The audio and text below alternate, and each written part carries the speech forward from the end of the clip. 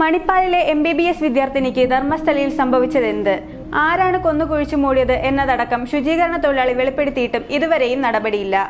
ബൽത്തങ്ങാടി കോടതിയിലെ ഞെട്ടിക്കുന്ന രഹസ്യമൊഴിയിലെ അന്വേഷണം ഇപ്പോൾ സാദാ SIക്ക് തന്നെയാണ് കൊടുത്തിട്ടുള്ളത്. ADGP തല അന്വേഷണം വരുമോ? ധർമ്മസ്ഥലയിൽ വർഷങ്ങൾക്ക് മുമ്പ് നിരവധി സ്ത്രീകളെ കൊന്നു കുഴിച്ചിടാൻ സഹായിച്ചെന്ന ധർമ്മസ്ഥല ക്ഷേത്രത്തിലെ മുൻ ശുചീകരണ തൊഴിലാളിയുടെ വെളിപ്പെടുത്തലിൽ പോലീസ് നടപടികൾ എടുക്കാത്തത് ദുരൂഹമായി തുടരുന്നു. അന്വേഷിക്കാൻ പ്രത്യേക അന്വേഷണ സംഘം വേണമെന്ന സമ്മർദ്ദം ശക്തമാണ്. കോളിളക്കമുണ്ടായിട്ടും SI തലത്തിലുള്ള ഉദ്യോഗസ്ഥരാണ് ഇപ്പോഴും കേസ് അന്വേഷിക്കുന്നത്.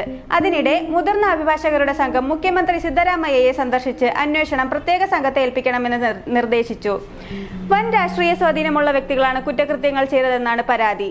നിഷ്പക്ഷവും കർശനവുമായ അന്വേഷണം വേണമെന്നും സമഗ്ര ഫോറൻസിക് പരിശോധന, വീഡിയോ ചിത്രീകരണം തുടങ്ങിയവ വേണമെന്നും ആവശ്യപ്പെട്ടു.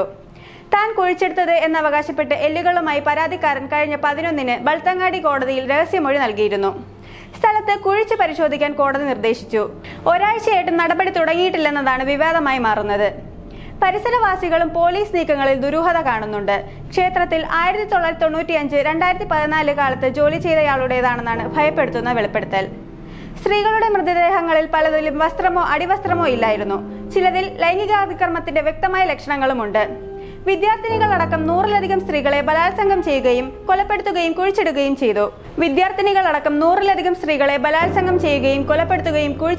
ചെയ്തു എന്നതായിരുന്നു ധർമ്മസ്ഥല പോലീസ് സ്റ്റേഷനിൽ ഇയാൾ നൽകിയ മൊഴി. സ്വന്തം കുടുംബത്തിലെ പ്രായപൂർത്തിയാകാത്ത പെൺകുട്ടിയെ പീഡിപ്പിച്ച വിവരമറിഞ്ഞ ഇയാൾ ധർമ്മസ്ഥലയിൽ നിന്ന് ഒളിച്ചോടി.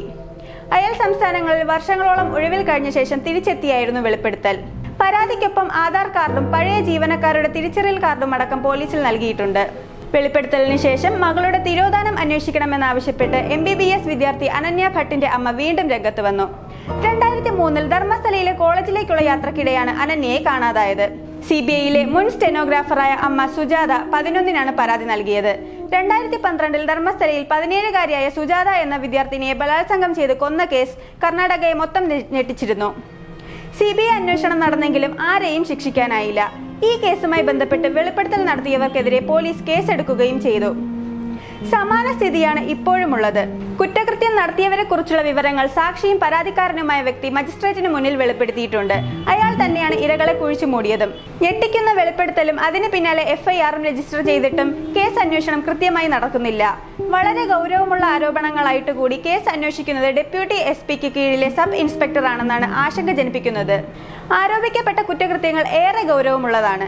കൂട്ടബലാത്സംഗം, കൊലപാതകം, നിയമവിരുദ്ധമായ ശവസംസ്കാരം തുടങ്ങിയ കുറ്റങ്ങളാണ് ഉയർന്ന രാഷ്ട്രീയ സാമൂഹിക സ്വാധീനമുള്ള വ്യക്തികൾക്കുമേൽ ആരോപിക്കപ്പെട്ടിരിക്കുന്നത്.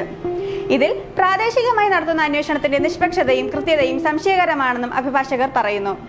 ADGP റാങ്കിലുള്ള ഉദ്യോഗസ്ഥന്റെ നേതൃത്വത്തിൽ കോടതിയുടെ മേൽനോട്ടത്തോടെ പ്രത്യേക അന്വേഷണ സംഘം വേണമെന്നാണ് സംഘത്തിന്റെ പ്രധാന ആവശ്യം. അന്വേഷണത്തിന്റെ ദൃശ്യങ്ങൾ കൃത്യമായി പകർത്തണമെന്നും ക്രൈം നടന്ന സ്ഥലം വിശദമായി പരിശോധിക്കണമെന്നും കുറ്റം ചെയ്തതായി സംശയിക്കുന്നവരെ സ്ഥാനമാനങ്ങൾ കണക്കിലെടുക്കാതെ ഉടനടി കസ്റ്റഡിയിലെടുത്ത് ചോദ്യം ചെയ്യണമെന്നുമുള്ള ആവശ്യങ്ങളാണ് അഭിഭാഷക സംഘം ഉന്നയിക്കുന്നത്. അനന്യ ഭട്ടിന് സംഭവിച്ചത് എന്ത്? 2003-ൽ സുഹൃത്തുക്കൾക്കൊപ്പം ധർമ്മസ്ഥല ക്ഷേത്ര ദർശനത്തിന് പോയ മകൾ അനന്യ ഭട്ടിനെ കാണാതായെന്ന പരാതിയുമായി അമ്മ സുജാത ഭട്ടാണ് ദക്ഷിണ കന്നഡ ജില്ലാ പോലീസ് സൂപ്രണ്ട് ഡോക്ടർ അരുണിന് പരാതി നൽകിയത്. മണിപ്പാൽ മെഡിക്കൽ കോളേജിൽ 1-ാം വർഷ MBBS വിദ്യാർത്ഥിനിയായിരുന്ന അനന്യ 2003-ൽ സഹപാഠികളോടൊപ്പം ധർമ്മസ്ഥലയിലേക്ക് പോയി. ക്ഷേത്രത്തിൽ വെച്ച് അനന്യയെ കാണാതായതായി സഹപാഠിയായ രശ്മി അറിയിച്ചു. തുടർന്ന് മകളെക്കുറിച്ച് ഒരു വിവരവും ലഭിച്ചിട്ടില്ല. അനന്യ താമസിച്ച ഹോസ്റ്റലുമായി ബന്ധപ്പെട്ടപ്പോൾ ദിവസങ്ങളായി മകളെ കാണാനില്ലെന്ന വിവരമാണ് കിട്ടിയതെന്ന് സുജാത ഭട്ട് പറയുന്നു. കൊൽക്കത്തയിൽ CBIയിൽ സ്റ്റെനോഗ്രാഫറായിരുന്ന സുജാത ഭട്ട് ജോലി രാജിവെച്ച് മകളെ അന്വേഷിച്ച് ധർമ്മസ്ഥലയിലെത്തി. ധർമ്മസ്ഥല പോലീസ് കേസെടുക്കാൻ തയ്യാറായിരുന്നില്ല. ധർമ്മസ്ഥലയിലെ ഒരു ശുചീകരണ തൊഴിലാളി സ്ത്രീകളുടെ മൃതദേഹങ്ങൾ കുഴിച്ചിട്ടതായും കോടതിയിൽ ഒരു തലയോട്ടി കൈമാറിയതായും അറിഞ്ഞാണ് ഇവർ പരാതി നൽകാൻ തയ്യാറായതെന്ന് സുജാതയുടെ അഭിഭാഷകൻ പറയുന്നു. മകളുടെ അസ്ഥി ധർമ്മസ്ഥലയിൽ എവിടെയെങ്കിലും ഉണ്ടാകാം. അത് കിട്ടിയാൽ മതാചാര പ്രകാരം തനിക്ക് അന്ത്യകർമ്മങ്ങൾ ചെയ്യാനാകുമെന്നും മകളുടെ ആത്മാവിന് ശാന്തി ലഭിക്കുമെന്നും സുജാത പറഞ്ഞു. പരാതി ഫയലിൽ സ്വീകരിക്കുന്നതായും കേസെടുത്ത് അന്വേഷണം നടത്തുമെന്നും SP അറിയിച്ചു.